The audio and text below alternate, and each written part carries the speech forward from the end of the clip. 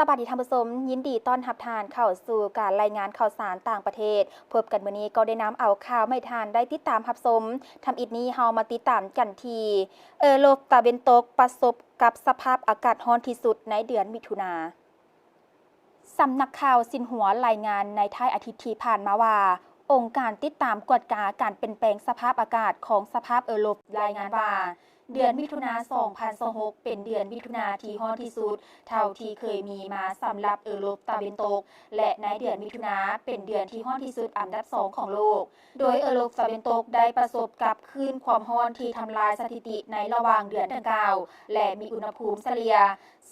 20.74 องศาสูงกว่าระดับเฉลี่ยสำหรับระยะปี 1991 หา 2020 หลายกว่า 3 องศาและสูงกว่าสถิติที่เคยมีมาสำหรับเดือนมิถุนายน 2025 บทรายงานได้ระบุว่าคลื่นความร้อนที่แพร่ล้ำไปทั่วโลกในท้ายเดือนมิถุนาเกิดขึ้นเพียงแต่ 2-3 อาทิตย์หลังจากคลื่นความร้อนรุนแรงในเดือนพฤษภาต่อมามีคลื่นความร้อนอีกครั้งหนึ่งในต้นเดือนกรกฎาคมโดยคลื่นความร้อนในเดือนมิถุนาได้ทำลายสถิติอุณหภูมิสูงสุดทั้งประจำเดือนและสูงสุดตลอดกาลในหลายประเทศของยุโรปเหตุให้มีผู้เสียชีวิตที่เกี่ยวข้องกับความร้อนซึ่งเน้นให้เห็นถึงความถี่และความรุนแรงที่เพิ่มขึ้นของเหตุการณ์ความร้อนที่รุนแรงในยุโรปและทั่วโลกอุณหภูมิเฉลี่ยของหน้าน้ำทะเลทั่วโลกในพื้นที่ระหว่างเส้นขนาน 60 องศาใต้ถึงเส้นขนาน 60 องศาเหนือสูงสุด 20.86 องศาในเดือนมิถุนาซึ่งเป็นระดับสูงสุดที่เคยบันทึกไว้ในเดือนนี้โดยสูงกว่าสถิติก่อนหน้านี้ของเดือนมิถุนาในปี 2024 อยู่ที่ 0.01 องศาส่วนหนึ่งแม่นย้อนการก่อตัวของปรากฏการณ์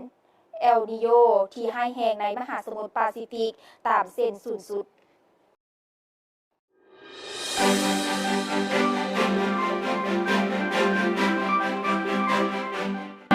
อิงตามบทรายงานว่าด้วยการลงทุนโลกปี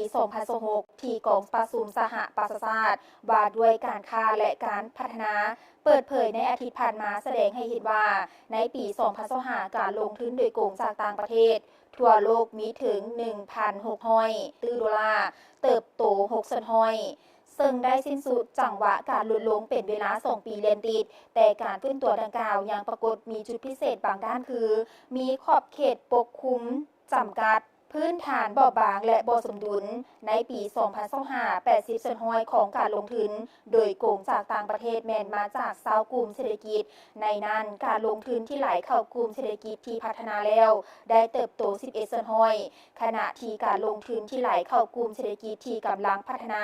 เติบโตเพียงแต่ 2% เท่านั้นนอกนี้บรรดาอุตสาหกรรมยุทธศาสตร์เช่นพื้นฐานโครงล่างด้านปัญญาประดิษฐ์วัสดุเครื่องตัวนำเซมิคอนดักเตอร์และเทคโนโลยีพลังงานเป็นต้นได้กวามเอาทุนโครงการลงทุนในทั่วโลกเกือบครึ่งหนึ่งซึ่งแสดงให้เห็นว่าการฟื้นตัวครั้งนี้มีขอบเขตปกคลุมบ่กว้างขวางคือเก่าบทรายงานให้ฮู้ตื่นอีกว่าถ้าเอียงในปี 2026 ยังคงเต็มไปด้วยสิ่งท้าทายความบ่แน่นอนของนโยบายการค้า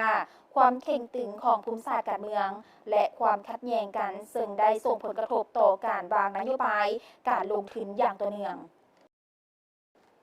ท่านผู้ชมและที่ผ่านไปนั้นก็เป็นการรายงานข่าวสารต่างประเทศที่ได้นำมาเสนอให้ประชาชนได้ติดตามรับชมมาฮอดนี้การรายงานข่าวสารต่างประเทศก็ได้หมดลงเพียงเท่านี้ประชาชนสามารถติดตามรับชมย้อนหลังได้ตื่นที่ Facebook Page LATV YouTube LATV